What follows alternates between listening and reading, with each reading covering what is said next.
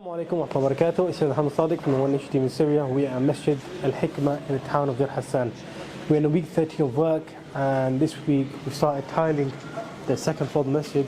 And as you can see, we all started pouring the concrete slab for the lower floor of the masjid. Inshallah, after we pour this slab, we can start tiling on here as well, inshallah.